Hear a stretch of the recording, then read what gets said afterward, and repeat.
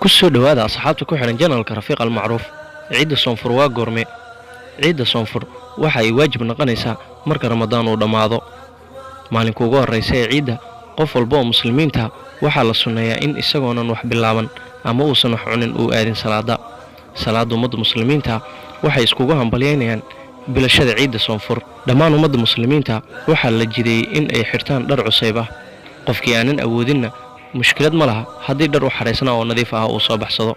ummadda muslimiinta waxa la jideeyay ama sunno ah in ay ku tukadaan masaajidda waaweyn iyo goobaha ummadda muslimiinta ay iskugu imaadaan si ay iskugu hambalyeeyaan farxadda bisha soonfur, taasoo ay isla wadaagayaan malaayiin iyo boqolaalka ku tukanaya halkaas iyagoo isdhahayo taqabbal Allahu minna wa minkum saalix al-a'maal. halkan waa janalka Rafiiq al-Macruuf.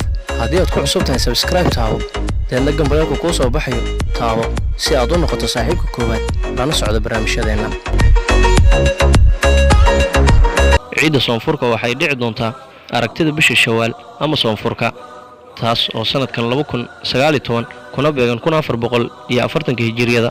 sida ay sheegeen cirbixiyaasha soonkan waxa la kaamili doonaa 30 maalmood, taasoo ay tirsanayaan dhammaan dawladihii soomay maalinkii Isniinta ee ku beegnayd 6 May. sida ay sheegeen cirbixeenada waxa lagu kala duwanaan doonaa maalinka ciida, halka wadamada muslimiinta qaarkood ay soomeen Isniin halka qaarka kalena Talaado ay soomeen.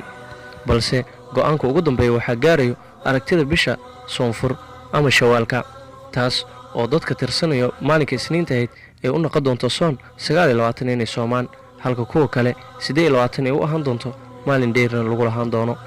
waxaana suuragal ahayn in bisha kowda ee Shawaal dhammaan ummadda muslimiinta ay wada arkaan, balse sida ay sheegayaan dadka cirbixeenada waxay leeyihiin maalinka Arbacada ee ku aadisan 5 Juun waxay noqon doontaa maalinka ciida. soonna waxa uu kaamil ku noqon doonaa 30 maalmood in la soomo. haddii laga adkaado kuwa cirbixeenada ayna soo arkaan qaar ka mid ah muslimiinta bisha Shawaal wuxuu soon ku dhammaan doonaa 29, taasoo maalinka Talaadada ee soo socoto inay ciid noqon doonto.